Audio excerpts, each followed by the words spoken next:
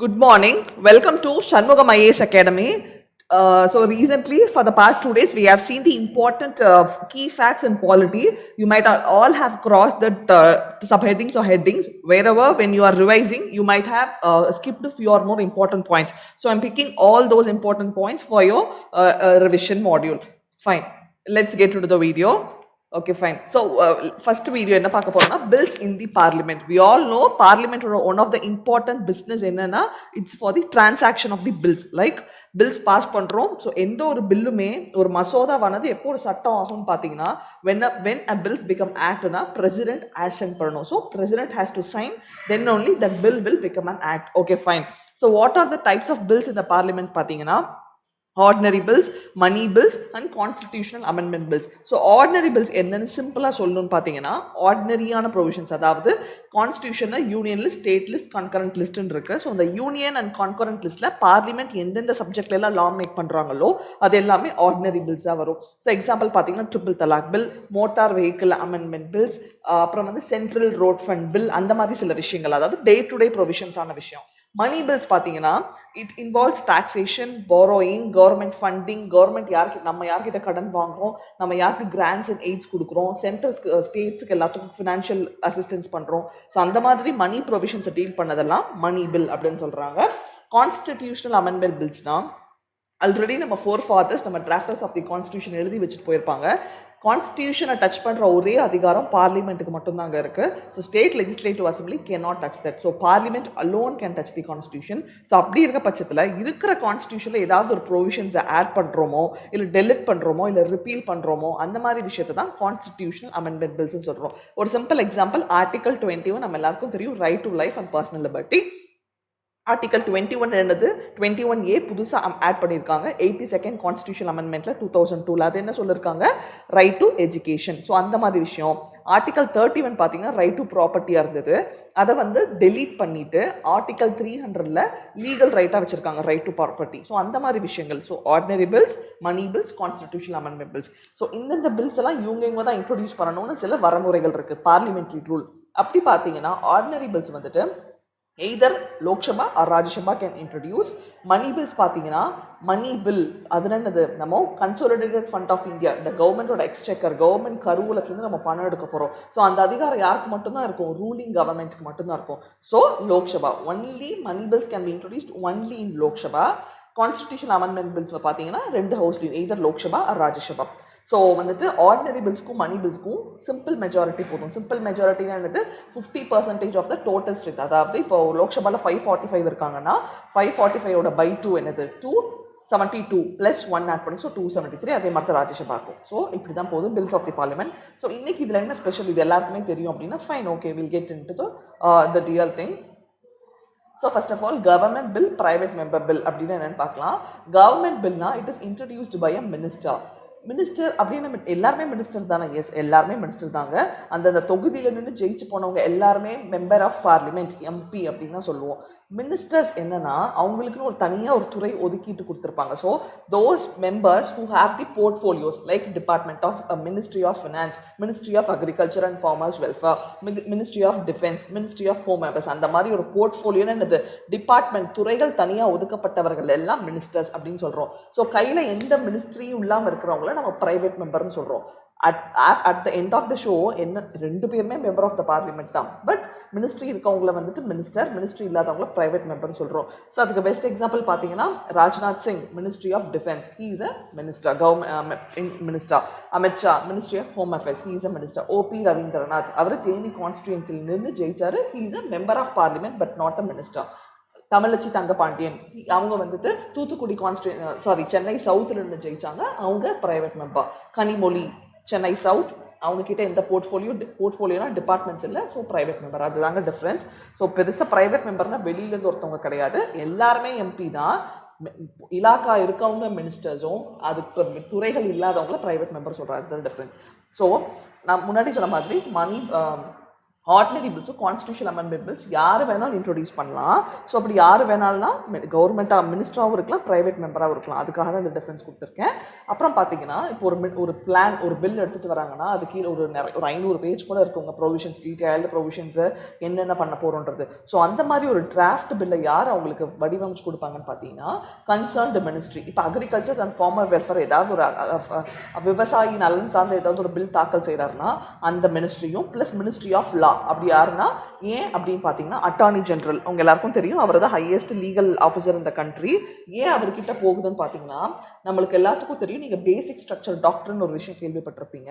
So ஏதாவது ஒரு விஷயம் கான்ஸ்டியூஷன் இல்லாத ஒரு விஷயம், மக்களுக்கு தாண்டி எதிராக விஷயம், இந்திய அரசியல் அமைப்பு சட்டத்தில் இல்லாத ஒரு விஷயத்தை கொண்டு வராங்கன்னா அதை வந்து ஜுடிஷியரி உள்ள வந்து அந்த லா செல்லாதுன்னு சொல்ல முடியும். எதுக்கு முன்னாடியே எல்லாத்தையும் செக் பண்ணிட்டா பின்னாடி இவ்வளோ பெரிய ப்ராசஸ் தேவையில்லை. அதுக்காக மினிஸ்ட்ரி ஆஃப் லா அவங்க செக் பண்ணுறாங்க. பட் ப்ரைவேட் மெம்பர் தாக்கல் பண்ண போகிற மசோதாவை அவங்களோட சோல் ரெஸ்பான்சிபிலிட்டி அவங்க தான் எல்லாம் பார்த்துக்கணும். கவர்மெண்ட் மினிஸ்ட்ரி இன்ட்ரடியூஸ் பண்ணுற பில் 7 நாளைக்கு முன்னாடி நோட்டீஸ் கொடுத்தா போதும் ஸ்பீக்கர் கிட்ட. இவங்க ப்ரைவேட் மெம்பர் பார்த்தீங்கன்னா 30 நாளைக்கு முன்னாடி நோட்டீஸ் தரணும். ஸோ ஒரு நாளைக்கு திங்கள்லேருந்து வெள்ளி வரைக்கும் பார்லிமெண்ட் நடக்குங்க. காலையில் 11 மணிக்கு எல்லோரும் கூடுவாங்க, சாயங்காலம் 6 மணி வரைக்கும் ஒர்க் பண்ணுவாங்க. அப்படி அந்த 5 நாளில் 4.5 நாள் யாரோட பில்லை தான் பார்ப்பாங்கன்னா கவர்மெண்ட் மினிஸ்டரோட பில்லை தான் பார்ப்பாங்க. வெள்ளிக்கிழமை மத்தியானம் 2 மணிலேருந்து 6 மணி வரைக்கும் தான் ப்ரைவேட் மெம்பர்ஸோட பில் பார்ப்பாங்க. அதுதான் 4.5 days எஜெண்டா அதை கிவன். இங்கே only half of the session. Government ministry introduce பண்ணுற பில் பார்த்தீங்கன்னா ப்ரொசீட் பண்ணி ஆக்டாக மரத்துக்கு 90% ப்ராபபிலிட்டி இருக்குது, ஆல்மோஸ்ட் 100%. வேறஸ் ப்ரைவேட் மெம்பருக்கு வந்துட்டு very less chances of approval. So இதுதான் டிஃப்ரென்ஸ். நம்ம என்ன பார்க்க வந்தோன்றதை we'll see. Okay fine. Money bill article 110 எல்லா ஆர்டிக்கலும் மனப்பாடம் பண்ணணும்னா கிடையாது. சில ஆர்டிகல்ஸ் நம்ம போன வீடியோவில் impeachment of the president article 61 பார்த்த மாதிரி one such very important article is money bill 110. So only minister எப்படின்னு துறைகள் கையில் வச்சிருக்கவங்க மட்டும் தான் இன்ட்ரடியூஸ் பண்ண முடியும். Only in Lok Sabha. அது very very important because money bill is the sole authority of Lok Sabha. So prior recommendation of president கிட்ட நான் பிரசிடென்ட் இப்படி பண்ண போகிறேன்னு முன்னாடி சொல்லிட்டு தான் அந்த பண்ண மசோதாவே தாக்கல் செய்யணும். அதான் ஒன்லி இன் லோக்சபா. எல்லாருக்கும் தெரியும் பில் வந்துட்டு first reading, second reading, third reading 3 reading போகும். 3மே சிம்பிள் மெஜாரிட்டியில் பாஸ் பண்ணி ராஜ்யசபாக்கு அனுப்புகிறாங்க. அப்படிங்களா? ஒரு பில் ஆனது ஆக்ட் எப்போ வரும்? ஒரு பில் லோக்சபாவில் ஆரிஜினேட் ஆகிடுச்சுன்னா ராஜ்யசபாக்கு போய் பிரசிடென்ட் கிட்ட போய் அவர் சைன் பண்ணணும். அதான ப்ரொசீஜர். ஸோ ராஜ்யசபாவில் ஒரிஜினேட் ஆகிடுச்சுன்னா லோக்சபாக்கு போய் பிரசிடென்ட் கிட்ட போய் ஆக்ட் ஆகணும். So that is how. But money bill can be introduced only in Lok Sabha. It can be introduced only by a minister and it can be introduced only with the prior recommendation of the president. இந்த 3 ஒன்லியும் prelims base ஸ்டேட்மெண்ட்டில் ரொம்ப ரொம்ப முக்கியம். Because அந்த மாதிரி ஏதாவது கொடுக்கல, நம்ம முன்னாடி சொன்ன மாதிரி ஆன்சர் எலிமினேஷன் டெக்னிக். ஸோ அதை வச்சு ஈஸியாக தப்பான ஸ்டேட்மெண்ட் ஒன்று நீங்கள் ஸ்ட்ரைக் அவுட் பண்ணாலுமே ஆல்மோஸ்ட் 90% ப்ராபபிலிட்டி கிட்ட நெருங்கிடுவீங்க ஆன்சருக்கு. ஸோ அந்த மாதிரி விஷயத்தில் இது யூஸ்ஃபுல்லாக இருக்கும். ஃபைன். லோக்சபா பாஸ் பண்ணி ராஜ்யசபாக்கு அனுப்புகிறாங்க. ராஜ்யசபா என்ன அவங்களுக்கு இருக்க ஆப்ஷன்ஸ் பார்த்தீங்கன்னா ராஜ்யசபா ஓகேன்னு சொல்லி திருப்பி ஓகே பாஸ் பண்ணலாம். மற்ற பில்ஸ் பார்த்தீங்கன்னா ராஜ்யசபா அமெண்ட்மெண்ட்ஸ் பண்ணலாம். அமெண்ட்மெண்ட்ஸ்னால் என்னது? சட்டத்திற்கு அதாவது சில விஷயங்கள் மாற்றணும்னா அமெண்ட்மெண்ட்ஸ் பண்ணலாம், மாற்றி அமைக்கலாம். பட் மணி பில்ஸ்க்கு அந்த மாதிரி விஷயம் கிடையாது. ஒன்லி ரெக்கமெண்ட் தான் பண்ண முடியும். மிச்ச பில்ஸை பார்த்தீங்கன்னா அவங்க வந்து ஆல்மோஸ்ட் ஒரு 6 months பக்கம் வச்சுக்கலாம். But money bill Rajya Sabha 14 days வரைக்கும் தான் வைக்க முடியும். 14 daysக்கு மேலே வச்சுருந்தாங்கன்னா லோக்சபா என்ன நினச்சிக்குவாங்க? அந்த பில் பாஸ் ஆயிடுச்சுன்னு நினச்சிக்குவாங்க. ஸோ ராஜ்யசபாக்கு very very very low power in money bills பொறுத்த மட்டும். Okay fine. இவங்க பாஸ் பண்ணி யார்கிட்ட போகுது? பிரசிடென்ட் கிட்ட போகுது. பிரசிடென்ட்க்கு என்னென்ன ஆப்ஷன்ஸ் இருக்குது? பிரசிடென்ட் அசென்ட்னு என்னது சைன் பண்ணி அது ஒரு ஆக்டாக கொண்டு வரலாம். ரிஜெக்ட் பண்ணிடலாம், இல்லை அப்படின்னு ரிஜெக்ட் பண்ணிடலாம். அதை தான் நம்ம அப்சல்யூட் வீட்டோன்னு சொல்லுவோம். The power of rejecting at the first instance is known as absolute வீட்டோங்க. No suspensive veto. அது என்னது சஸ்பென்சிவ் வீட்டோனா ரிட்டன். சில பில்ஸை வந்து ரிட்டன் பண்ணலாம். இதில் ஏதாவது மாற்றி சில ப்ரொவிஷன்ஸை மாற்றி கொண்டு வாங்க, ரிட்டன் ஃபார் கன்சிடரேஷன். ஸோ அதை தான் நம்ம சஸ்பென்சிவ் வீட்டோன்னு சொல்கிறோம். மணி பில்ஸ் பொறுத்த மட்டும் money bills can never be written. அது வெரி வெரி வெரி இம்பார்ட்டன்ட். ஏன் அப்படின்னா பிகாஸ் ஆல்ரெடி பிரசிடென்ட்டோட ரெக்கமெண்டேஷன், பிரசிடென்ட்டோட நாலேஜில் தான் அந்த பில்லை பண்ணியிருக்கோம். ஆல்ரெடி பிரசிடென்ட் அதை படித்து பார்த்துருப்பார், திருப்பி அவர் எதுக்கு திருப்பி அனுப்புகிறார். ஸோ அதுதான் இங்கே இருக்க ஒரு loophole. Money bills can never be written but it can be rejected. Very very important to keep in mind. Okay fine. Money bill என்னன்றதை சொல்கிறது ஆர்டிகல் 110 இல்லைங்களா? ஸோ அதை எப்படி பாஸ் பண்ணணும், இந்த ப்ரொசீஜர்ஸ் இருக்குல்ல, இந்த ஒட்டுமொத்த ப்ரொசீஜர்ஸையும் சொல்கிறது தான் ஆர்டிகல் 109. ஸோ மெஜாரிட்டி என்னது? Simple majority. Power of Rajya Sabha is very very low. Yes can delay the bill for 14 days. மற்ற பில்ஸ் மாதிரி 6 மாதம்லாம் வச்சுட்டு இருக்க முடியாது. 14 நாளைக்குள்ள ரெக்கமெண்டேஷன் அமெண்ட்மெண்ட்ஸ் கூட கிடையாது. சஜஷன் மாதிரி சொல்லி வேணால் 14 days வரைக்கும் வச்சிருக்கலாம். Endorsement of speaker is twice, very very important. ஏன் அப்படின்னா ஸ்பீக்கர் அதை 2 தடவை என்டோர்ஸ் பண்ணுவார், அதாவது இது மணி பில் அப்படின்னு. So twice. ஏன் ட்வைஸ்? ஒன்று பிரசிடென்ட் கிட்ட கொண்டு போய் கொடுக்குற ஆள் யார்? ஸ்பீக்கர் தான். இன்னொன்று ராஜ்யசபா கிட்டையும் கொடுக்குற ஆள் யார் தான்? ஸ்பீக்கர் தான். அதனால தான் ஸோ அவர் அது ஸ்பீக்கரோட தான், ஸ்பீக்கர் தான் டிசைட் பண்ணணும் அது மணி பில்லா இல்லையான்றது. ஸோ அதுதான் சொல்லியிருக்காங்க. Endorsement of speaker is twice and that is also final and binding, very very important. So money bill is taken to the president only by the speaker. Exactly. நீங்கள் வேணால் கேட்டு பார்க்கலாம். ஸோ ஸ்டேட்மெண்ட் பேஸில் இருந்திருக்கலாம். Money bill is taken to the president's consideration by the whip or by the deputy speaker or by the prime மினிஸ்டர்னா that is a wrong statement. It is only by the speaker. அவர் decide பண்ணி அவர் endorse பண்ணி மணி bill எழுதினா மட்டும்தான் அது மணி பில்லுங்க. So அந்த மாதிரி விஷயத்தை அவர் 2 தடவை பண்ணுறாரு. ஒன்று ராஜ்யசபாக்கு கொடுக்குறாரு, இன்னொன்று ஸ்பீக்கர் பிரசிடென்ட் கிட்ட கொடுக்குறாரு. So point 3 and point 4 very very important in prelims based ஆஸ்பெக்டில். Fine, money bill பார்த்தாச்சு. Fine, first concept is over. The next thing we'll see committees under the speaker. So நம்ம எல்லாருக்கும் தெரியும் we have many parliamentary committees. So ஒரு பில்லானது ஒரு நம்ம நினச்சிட்டு இருக்கோம் பார்லிமெண்ட்டில் இட்ஸ் வெரி ஈஸி, போகிறாங்க வராங்கன்னு. It's very tiresome process.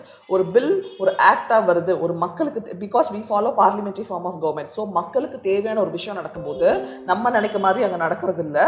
So அங்கே பார்த்தீங்கன்னா வந்துட்டு it's a very very huge process. So அதனால் வந்துட்டு ஃபஸ்ட் ரீடிங் அப்போவே கமிட்டிஸ் ஃபார்ம் பண்ணிருப்பாங்க. எதுக்கு கமிட்டிஸ் ஃபார்ம் பண்ணுவாங்கன்னா அந்த பில்லை டீட்டெயில்டாக கிளாஸ் பை கிளாஸாக படித்து இது வந்து மக்களுக்கு ஜனநாயகத்துக்கு யூஸ்ஃபுல்லாக இருக்குமா இல்லையான்ற விஷயத்தில். ஸோ அப்படி நிறையா கமிட்டிஸ் இருக்குங்க. Rules committee, estimates committee, privilege committee, so many committees are there. But இதில் என்ன முக்கியமான விஷயம், இதில் எதில் ப்ரிலிம் ஸ்டேட்மெண்ட் பார்த்தீங்கன்னா once after assuming the office the speaker de facto becomes the chairman of. De ஃபேக்டோன்னு ஸ்பீக்கராக பதவி பிரமாணம் செய்த அந்த நிமிடத்திலேயே ஸ்பீக்கர் கிட்ட என்னென்ன கமிட்டிஸ் கீழே வரும்னு பார்த்தீங்கன்னா rules committee, business advisory committee and general purpose committee. இந்த மூணுமே ஸோ ஏதாவது speaker is the chairman of parliamentary privilege கமிட்டினா ஈஸியாக ஸ்ட்ரைக் அவுட் பண்ணலாம். பட் இந்த 3 எல்லாத்தையும் மனப்பாடம் மைண்டில் வச்சுக்கணும்னு இல்லை. These 3 committees are very very important. So speaker of office, once the speaker assumes the office, he de facto and the default he becomes the chairman of rules committee, business advisory committee and general purpose committee. So these 3 committees where edavadhu statements la maathi kuduthirundanga easily you can rule it out. So these 3 is very important to keep in mind. It will help you in answer elimination technique. Fine, that is the second concept. Let's get into the third. Can speaker become the member of any committee? Is that so? Is there any possibility of speaker becoming the member of any committee? Never. Speaker can never become the member of any committee. Yeah, answer என்ன? Speaker can only be the chairman of committee and not its member. நம்ம எல்லாருக்கும் தெரியும் முன்னாடி பார்த்த மாதிரி speaker இந்த 3 கமிட்டிக்கு chairman. வேற ஏதாவது ஒரு ஸ்பெஷலான கமிட்டிக்கு அவரை போடணும் அப்படின்னா அவரை மெம்பராக போட முடியாது. Because he is the speaker, he is the leader of the house. அப்படி லீடர் ஆஃப் த ஹவுஸை மெம்பராக போட மாட்டாங்க. ஸோ ஸ்பீக்கர் எந்த கமிட்டிக்கு போனாலும் சேர்மனாக தான் உட்காருங்க. Very very important. Speaker can only be the chairman of the committee and not its member. Fine. So this is the third concept. Fine. So joint sitting of the parliament. So நம்ம எல்லாருக்கும் தெரியும் joint சிட்டிங்னு அர்த்தம் 2 house, Lok Sabha Rajya Sabha, அந்த 2 பேரும் சேர்ந்து உட்கார அந்த ஒரு சிட்டிங் இருக்கும். அதுதான் joint sitting of the parliament.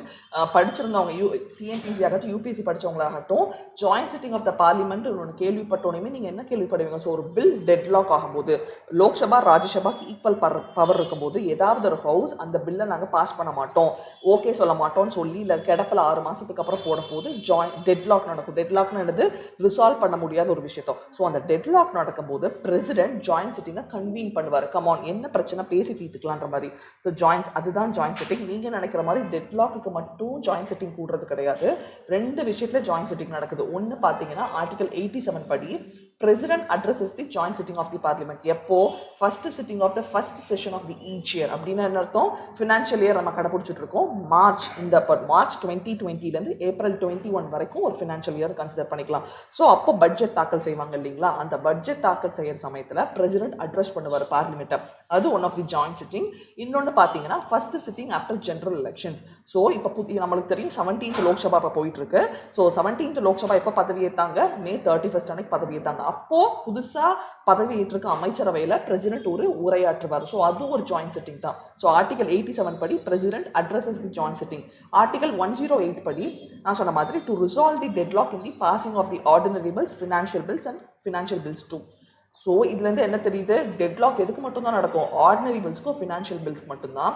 Deadlock money பில்ஸ்க்கும் கான்ஸ்டிடியூஷனல் அமெண்ட்மெண்ட் பில்ஸ்க்கும் கிடையவே கிடையாது. So it is very important. So joint sitting as such நீங்கள் நினைக்கிற மாதிரி டெட்லாக்குக்காக மட்டும் நடக்கிறது இல்லை. பிரசிடென்ட் இந்த ஆர்டிகல் 87 படி இந்த 2 சினாரியோ 2 கேசஸில் ஜாயின்ட் சிட்டிங்கை பண்ணுவார், பிரசிடென்ட் கன்வீன் பண்ணுவார். ஆர்டிகல் 108 படி டெட்லாக்கை சால்வ் பண்ணுறதுக்காக. So we have seen 3 concepts. So the first concept is the money bill. Money bills can never be returned, very very important. The second concept is the speaker can never become the member of any committee. Speaker can only be the chairman of the committee wherever he is assuming the power. The third concept is the joint sitting of the parliament is not just only to resolve the deadlock, it is also to address the first sitting of the first session and also the first sitting after general elections. I hope you all have got a clear picture in these things. So நீங்க இது எல்லாமே நீங்க படிச்சிருக்க விஷயம் தான், but revise பண்ணும்போது sometimes when you appear in the exam due to some nervousness you can get confused with the statement. These are all the important tidbits which can help you to boost marks in your exams. So that's all for today. Thank you for watching. Do like, comment and subscribe to Shanmugam IAS Academy. Thank you. Have a nice day.